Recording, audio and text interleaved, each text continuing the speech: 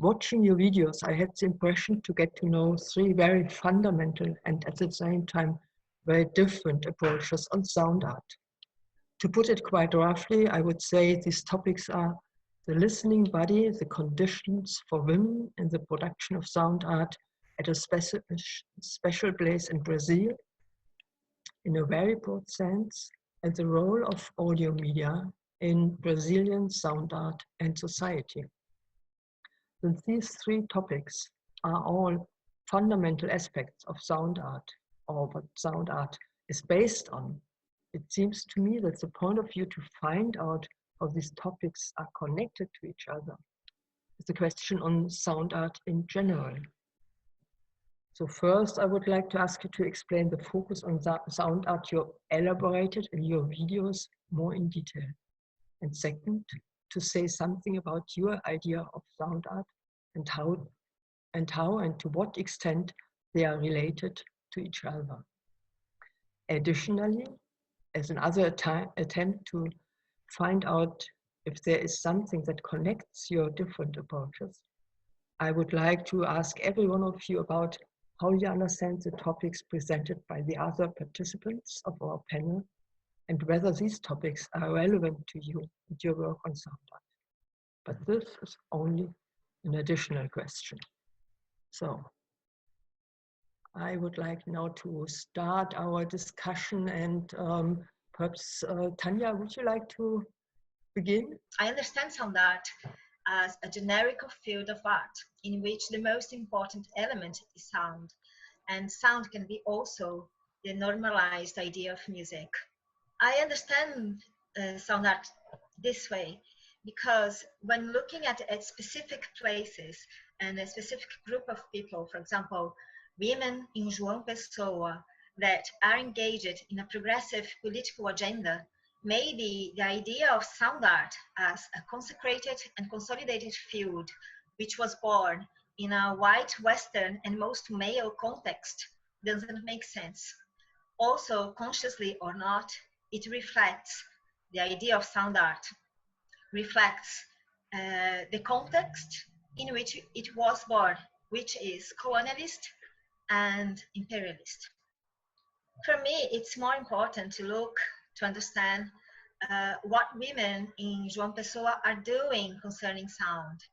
If this is electronic music, popular culture music, rock, making songs, that's the profile of how sound's processed, produced, and proposed in this context.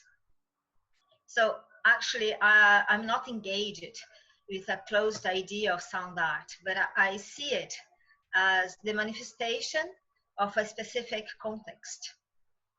When I choose to look at the production of women involved with major political issues in their artwork or trajectory, I try to understand the production of music, sound art, as an organic struggle field. These women struggle to produce music because they are women, because they are lesbians, because they are mothers, because they are Black women, because they are from the Northeast region of Brazil, because there is no money in the Northeast region of Brazil, and producing music in this region is even more difficult. My interest is how they do it. How do they produce music? How do we produce music here? What do we think about major issues and how these major issues interfere in our work and trajectories? So I think this is, for now, what I understand as sound art and what I'm looking for with my research. Sounding Journeys, Women in Music in the Urban Context of João Pessoa, Paraíba, Brazil. Sounding Journeys is a series of interviews conducted with female artists from the music scene of João Pessoa, a city in the northeast of Brazil.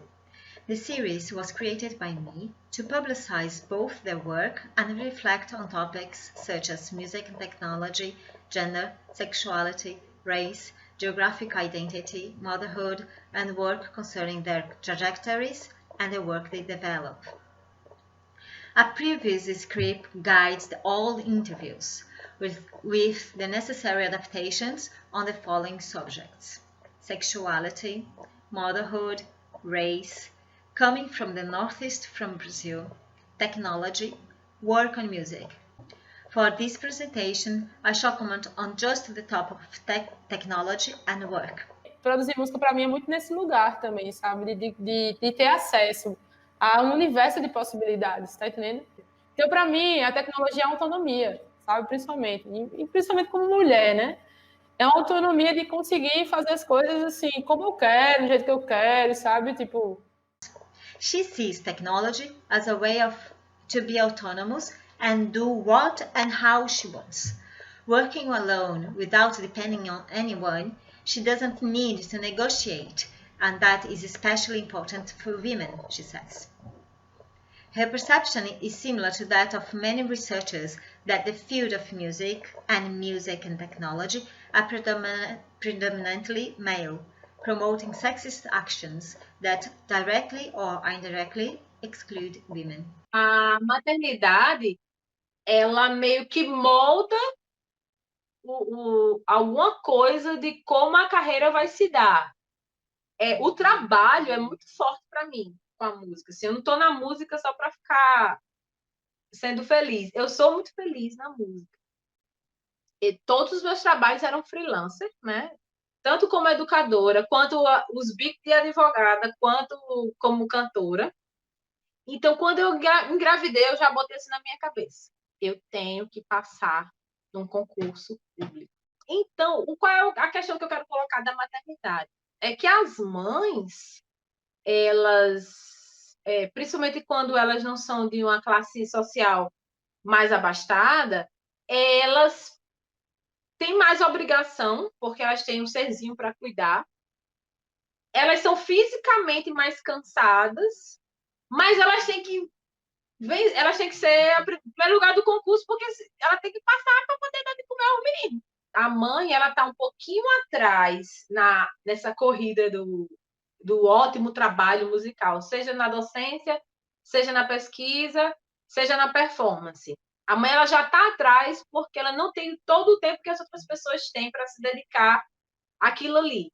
E, ao mesmo tempo, ela é quem mais precisa daquele job. All the women I interviewed, not all, but most of them, don't consider that they work directly with technology. Most of them considered technology as a means of making their music circulate. Technology as net, but not as instruments or these kind of things that André is talking about, for example. Two of them work more directly with technology. Luana Flores, the one I brought to the video, and Val Donato. They work in a very consolidated way. One of them works with electronic music, and she's very inserted in this field. What she says about what technology is for her is that technology is autonomy, because through these equipments that she can produce music alone, and she doesn't have to negotiate with men, mostly because she had lots of bad experience in these negotiations. So this autonomy for her, by having an equipment in which she can do the sound of a drum, a guitar, and whatever, is very important. For the other one who works directly with technology as the instrument to make music is Val Donato, because she's a guitar player.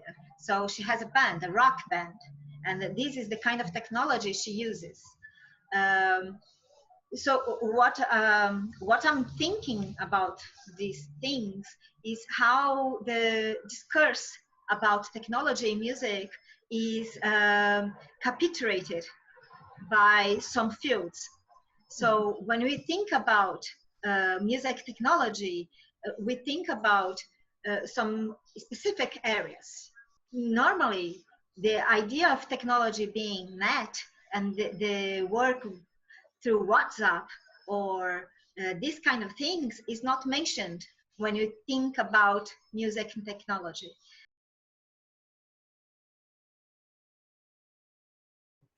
I think about summarizing the argument I present on this text, which is present on the book, which I showed in the beginning of the video, is basically the idea to have a dialectical approach to technology and sound art, in a sense, which in the context of Brazil, its boundaries, the boundaries of sound art are not really closed in a way. I believe nowhere it is closed, but in a sense, in Brazil, people who start to make sound art as a genre, I think it appears suddenly as a way of grouping people which didn't have quite a place to stand. And in a sense, to give name to these groups from the mid-2000s to now is a way of showing a specific approach to sound art, which would be more closely related to technology. And to think that in the field of music, to think about technology is a way of getting closer to the system in which we are in a sense. So in the system which we have a lot of precarious work connected to technology and which we are not far away. They don't come only from China, but they are very close, from 10 minutes away from my home. So in a sense, my work tries to resonate with these questions, which are not good and which are not bad in a sense. So I think that to think about precariousness in artwork has been quite seen in a positive perspective, in a sense. When you see texts from artists like Thomas Hirschhorn and Ito Style, sometimes it seems to me that these is shown in a positive perspective. And that is very hard to see when you are very close to this situation in which people need to struggle carrying cars around, taking old trash technology to resell them and making this a way of living. And in a sense, I believe that the situation haunts the art practice that we do here. And we have to try to relate to this. And mainly the idea is how to look at these types of work in society and to think how they affect the technology that we have access, and how we should not actually only look at it as a way we work, but why we work like this, and why we use this kind of media, and why it resonates with the society we are in a sense. That's a way of looking to sound art in Brazil for me, and which might be different to look to sound art in other places. Listening to the debris, Brazilian sound art and the low technology economy. Opening technological goods and looking inside seems to be a way of understanding the functioning of the mechanism and what their internal mode of operation could mean beyond the object itself. Understanding the functioning of the device is one way of thinking about its manufacturing process, circulation, and how its structure relates to the society to which the object belongs. This basic principle of reverse engineering is manifested in various ways in artistic processes mediated by technology and movements such as hardware hacking. During the 2000s in Brazil, some groups emerged in the field of experimental music and electronic art whose work was inspired by the praxis of hardware hacking. This was attended with a critical interest in open source hardware and software for artistic production. These groups were part of small communities and independent spaces that were also emerging at the time, such as Dystopie in São Paulo, Plano B in Rio de Janeiro, Artesanato de Volts in Curitiba, Recombo in Recife, and Azucrina Records in Belo Horizonte. In their own way, each of these nuclei fostered discussions about art and technology focused on creation, reappropriation, and disruption of technological devices.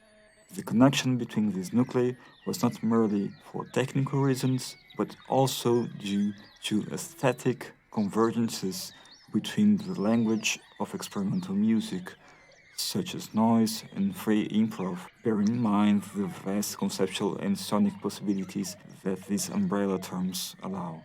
It might be possible that these developments were in part connected to the significant investment in open technologies made during the first term of Lula's government between 2002 and 2006, which by decree established technical committees for the implementation of open source software in administrative agencies of the government. An example of this, from 2004 onwards, is the Pontos de Cultura, this network promoted by the then Minister of Culture Gilberto Gil and other cultural agents encourage an open source awareness among artists and cultural industries throughout the country. The enthusiasm behind this endeavor could be summed up in the words of the president himself, who said once, "We had to choose. Either we went to the kitchen and made ourselves the meal we wanted to eat, with the seasoning we wanted to add for our food to have a Brazilian flavor, or we would eat what Microsoft wanted to sell us." We must consider that hardware hacking practices are fundamentally linked to the forms of consumption and circulation of goods of each society, and therefore the adoption of foreign methodologies must be rethought in a country on the periphery of capitalism. After all, for an act of disruption to be understood as a rupture with the original meaning and function of a device, there must exist a previous understanding of the function and purpose of the object in the society in which it is found.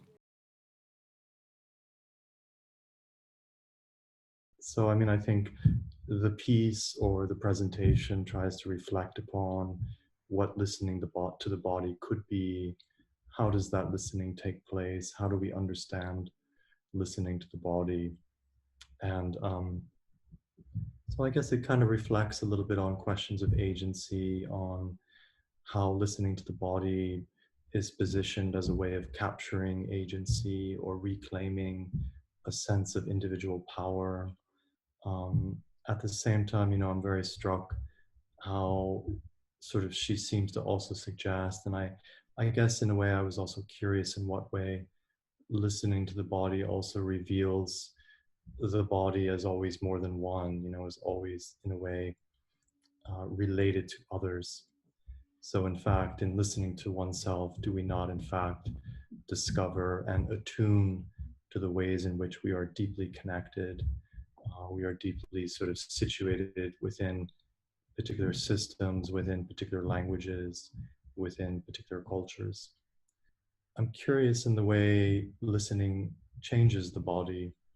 Is there a way in which we can also appreciate how what we hear, in fact, has an impact on ourselves? So there's a sort of very powerful, Laura at the beginning referred us to the power of listening. And I think for myself, part of that power is the ways in which listening moves us, how listening necessarily influences and changes something of myself. Also what Tanya was saying about the manifestation of context, I would also very much agree. And I feel that in terms of my own approach or interest in sound art is very much about that, about the manifestation of a context. And I would only add that I think for myself, I'm also very much keen and interested to sort of emphasize sound art very much as being the art of listening. I don't see it so much as the art of making sound, as more the art of listening. And so even going back to Federici's idea of listening to the body, I'm kind of curious. I don't necessarily think that that's necessarily to hear a sound. If I listen to my body, I'm not necessarily focusing on how it sounds. Maybe I'm focusing on something else.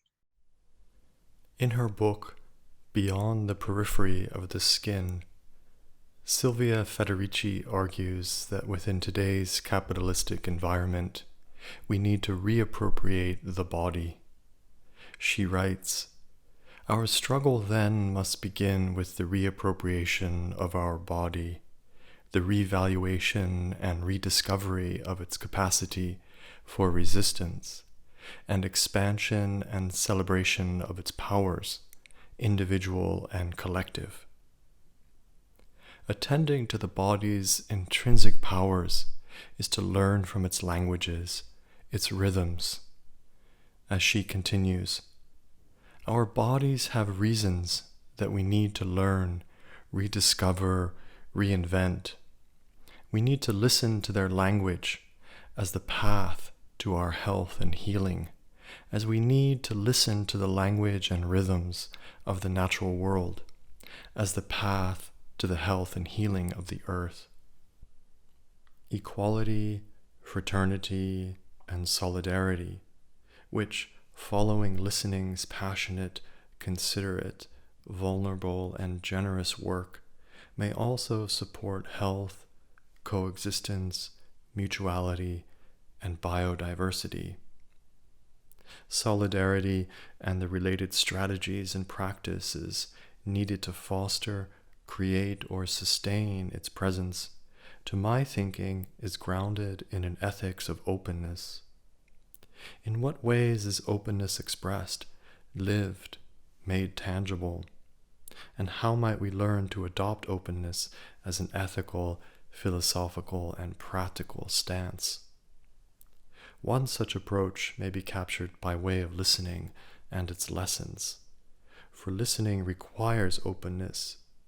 It is to be placed within the between of here and there, to be stretched, pulled, and poked, as well as prone to consensuality. To listen is to attend to the said as well as the saying, the meaningfulness of words, and the effective vitality of their expression. While we may focus on the importance of the freedom of speech, it is equally necessary to posit the freedom of listening as what can contribute to fostering solidarity. In a way, there are two points, perhaps. The first one is that the two Brazilian guests we have here on this panel, Tânia and André, are talking about struggle and a precarious situation. In contrast, Brandon's what you proposed now, and also your video, is kind of a general idea how the world could be in listening to the body. And the other point, which is for me also quite different, is what you said in the end now, and that there's this approach of producing music and listening to the body, to how to listen to put it in the first line, in the first in the first position, to say this. I'm starting with listening. I think what you were just talking about links with a question that I have for Brandon. Lately, I've been seeing a trend where specific authors talk about listening or the political potential of listening in a specific ground zero that I find kind of disturbing. I think in your case, it has to do with this idea of listening to oneself first and to one's body as a way to listen to another person better, and in a way constitute a community through empathy or through ways of expressive ethicality, which in a way sounds sound. But there's also an imaginary behind that discourse, not only in what you just said, but in several authors, that for me seems grounded in philosophical idealism. It also excuses a particular idea of nature and non-human entities, and also a particular idea of community, which I found a little bit hard to grasp, because communities are conflicting by nature. They also exclude, and particularly this kind of imaginary, where we talk about nature and this recourse to nature, where we constantly keep seeing when we discuss listening, is something that's for me disturbing in terms of epistemology. But besides this comment, what I wanted to ask you is that aren't already existing modes of listening and sonic production that constitute forms of resistance to capitalism? Because the way that you talked about, it seems that there's a ground zero, there's a point that we need to reach in terms of our listening, but it seems for me that the world is already full of ways of sonic resistance, of listening differently to things. Perhaps I'm a bit more optimistic and I see our relationship with capital in a more Gramscian sense. And I also see conflict as a productive means of resolving things. But for me, the question is should we critics, instead of departing from a ground zero, being, in your case, listening to the body, and then as a way to listening to the other, shouldn't we already recognize forms of already existing sonic resistances, such as the case of Tanya, which she expressed in her research? Yeah, in a way, maybe this also echoes a little bit Sabine's question about the general and the specific. And I would only say, going back to Federici's comment, I think her ground zero is very much about situatedness. I think in a way, if we say, of course, I'm only saying the word or the phrase, the body. So this is, of course, a very general perspective. But I think around that, there's always already an understanding that the body is always specific. And I think this is actually Sylvia's starting point, in terms of listening is the very thing that shows our specificity. It's the very thing that captures and negotiates one's situatedness. So it's very much about positionality. This is how I'm following her advice or her call for listening to the body, to negotiate how one is held within a larger system.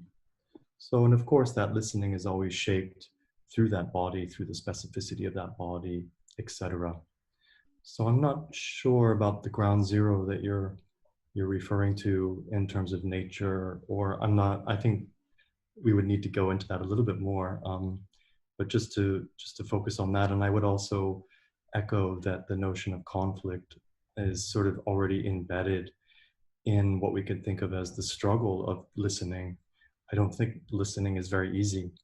So I would also support your view in terms of the embedded conflictual qualities of listening. I would like to reflect on that. What Brandon gave us as video was kind of an art piece. And this means for me it is, there are good reasons to look on it and to listen to it quite sorrowfully, and not to listen and look at it only for the question of information. And what came to my eyes was this architectonic situation there. It was kind of, is this building in construction or is it deconstructed already? So this was for me quite interesting to have this kind of immediate relationship we all have in a way, listening to our body. We are able to and do so every day, quite often, I think. But to find this person, you can think, which is walking there on this floor, is listening to her body perhaps, but in a surrounding which is not that healed, or not that such a nice place. So I would like to ask you about this aspect of your work. This was filmed in a place called La Tabacalera in the center of Madrid in 2017, when I was there working in the kind of squat community. If anybody's familiar with La Tabacalera, it's a disused tobacco factory in the center of the city that was occupied by neighborhood communities in 2008, and it's subsequently become established as a very important self-organized alternative community center. And so I worked in part of the building which is still abandoned, and with Catalina and 6 other dancers, we investigated the question of self-organization and the question of the precarity of the sort of political situation in Madrid. And I basically posed to each one of them at a certain moment. We focused very much on listening.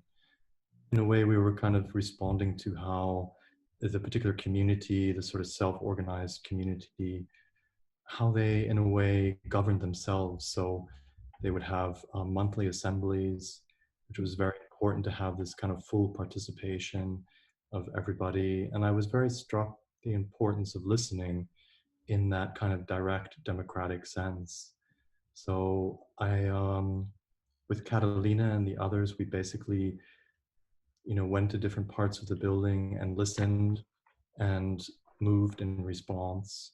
So she is basically, yes, listening to what she's hearing and responding to that through movement. I would like to pose this question to Tânia and André as well.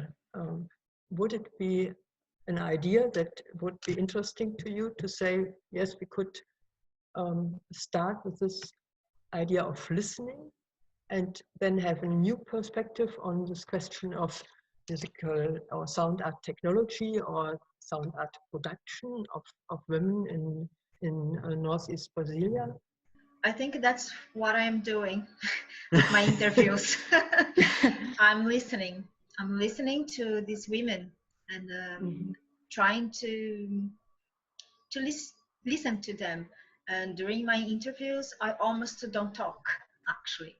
I give them previously script with the questions, and the aim is to listen to them and what they think about their condition, their situation as Northeast women, as lesbian women, Black women, and etc.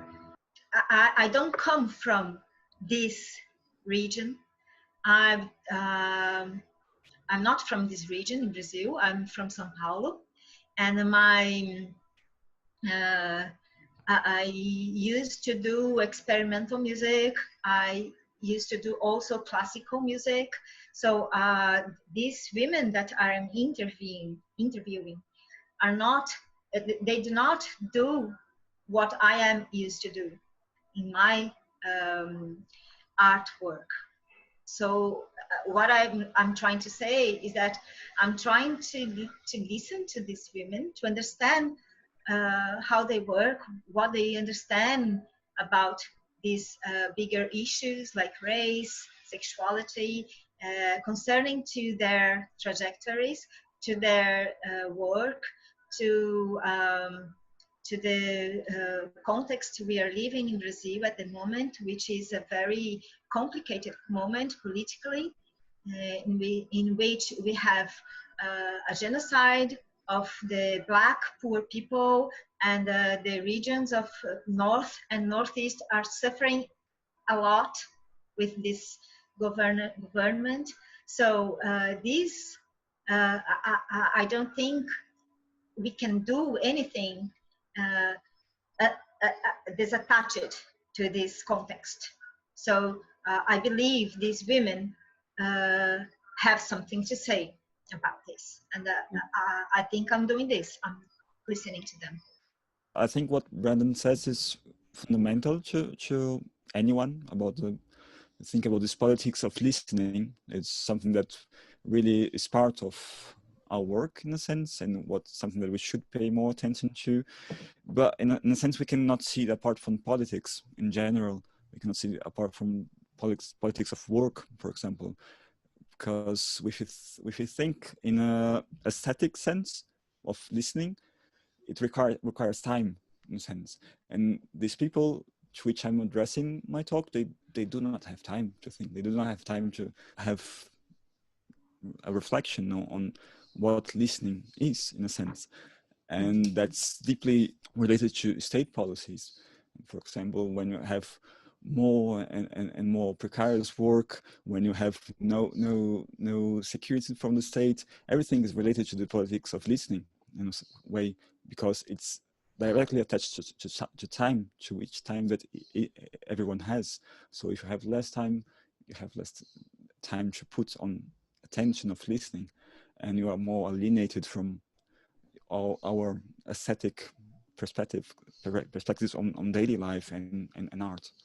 I'd like to say something about this. I agree with you, André, that the less time you have, because you have a precarious condition of working and so on, the less disponibility you have to listen. But also, there's another thing. Some groups have the listening as a very organic thing, and this discussion actually doesn't make even sense because they listen to each other in their practical life.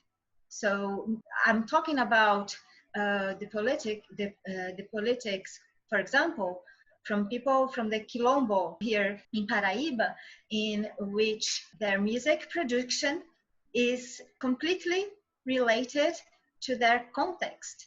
And this is produced by, maybe I'm idealizing, but what they say about it is that this is produced by the community entirely. So I presuppose that it involves a way of listening very deep, in which young people listen to the elders, something like that. I'm not saying that it doesn't happen.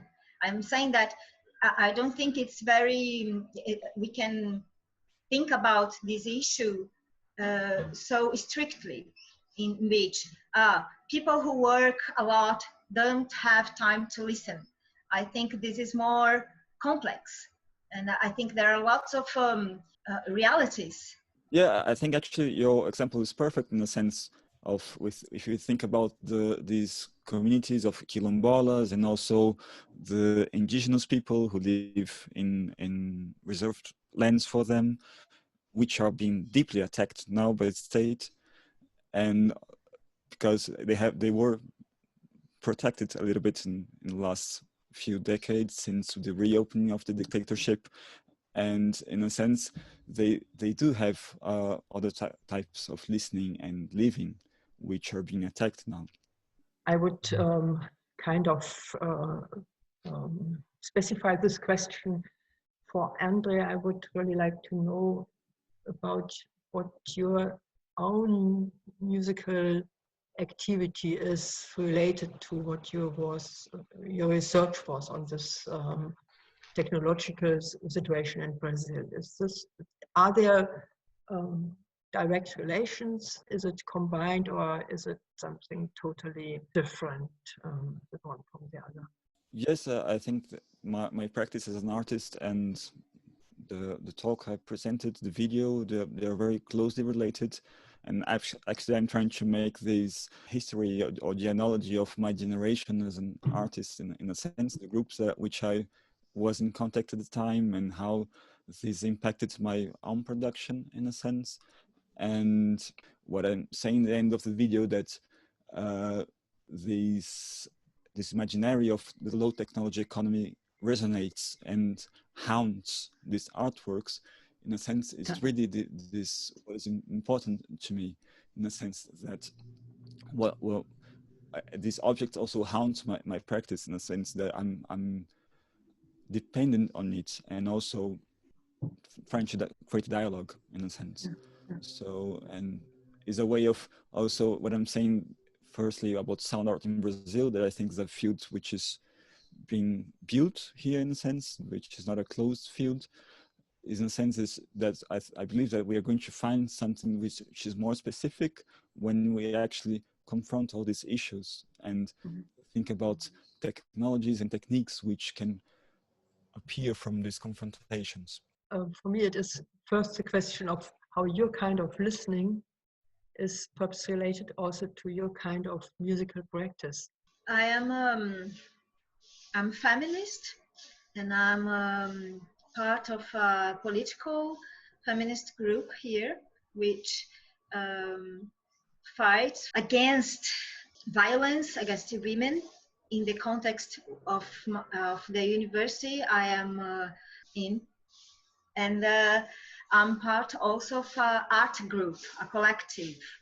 And I cannot think about my performance work without these feminist concernings.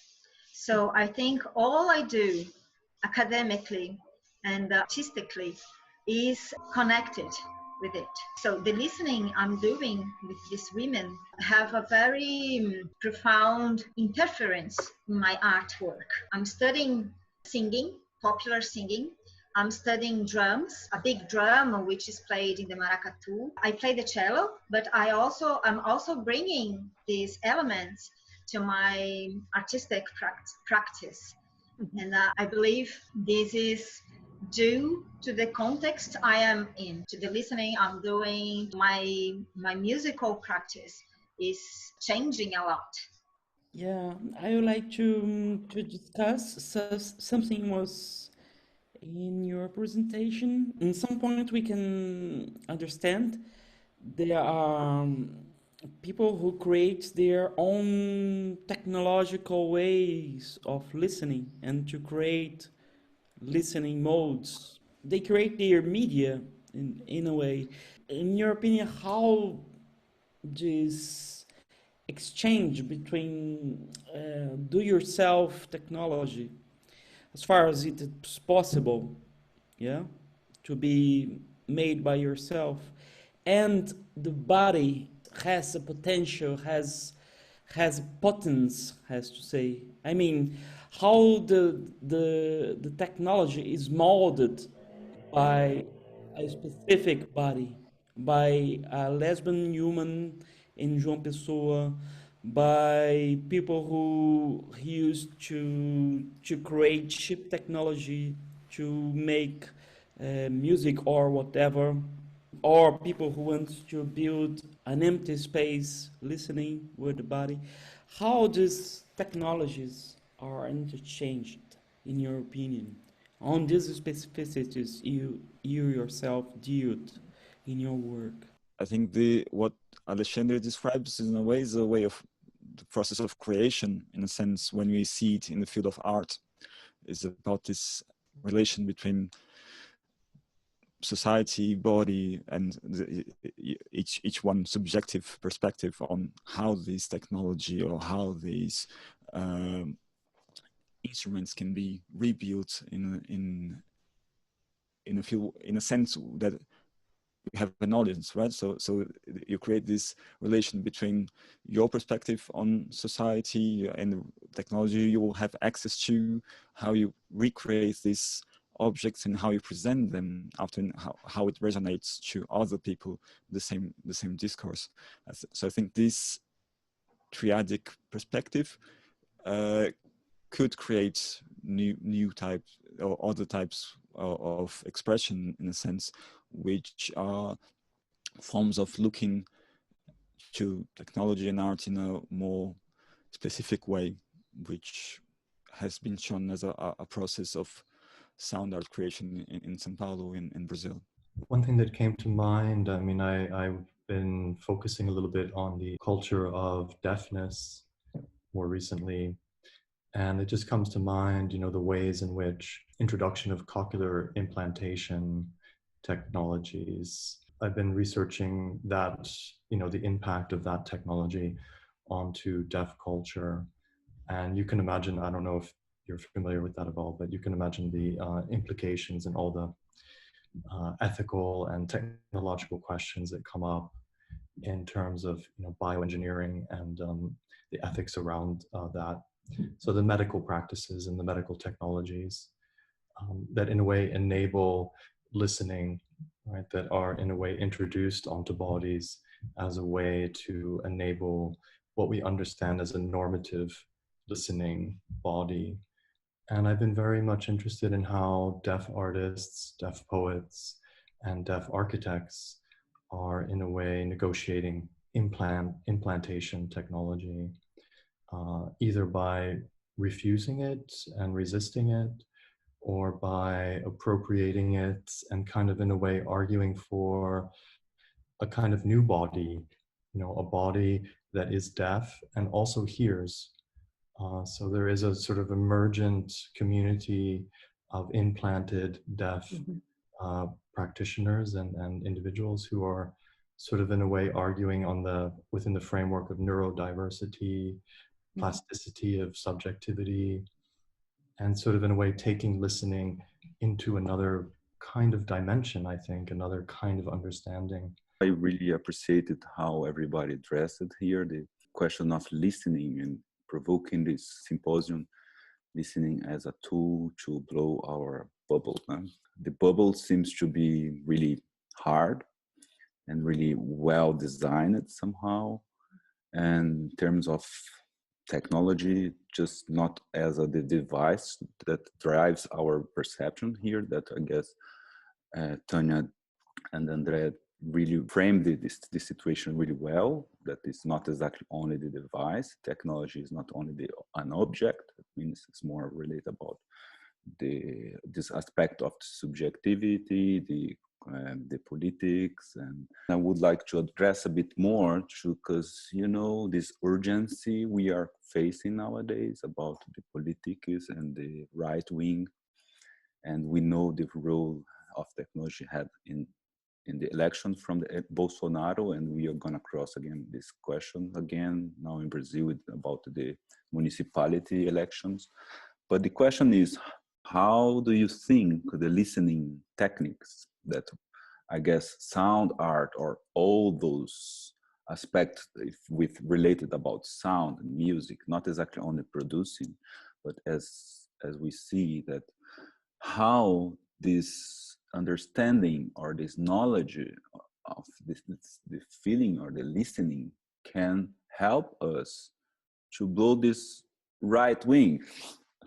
Okay, it's like utopic, but we are in a Dystopie festival. That means drives somehow this idea that exactly the Dystopie. That means what is this? What drives it out? I would like to put in this way. In a sense, I think the point is not about what listening only, but what we listen to, because we listen, especially now, we are in social distancing and everyone is at their homes. We are listening to what the right wing wants to say to us the whole time, especially being from concerning the social media and how we get information and how we are constantly being attacked through our screens and through our phones, how with these tactics which are being used, and things about filtering what we have to listen. This is the main point for me now, because in a sense we listen too much. In a sense, we're being attacked the whole time. So we have to see what we should listen to, what we should filter in our listening, to be more prepared to see what we should do, and what we should do is a very pretentious phrase, but what we should think or what we should talk about, because we are being the whole point being disguided by these informations which come.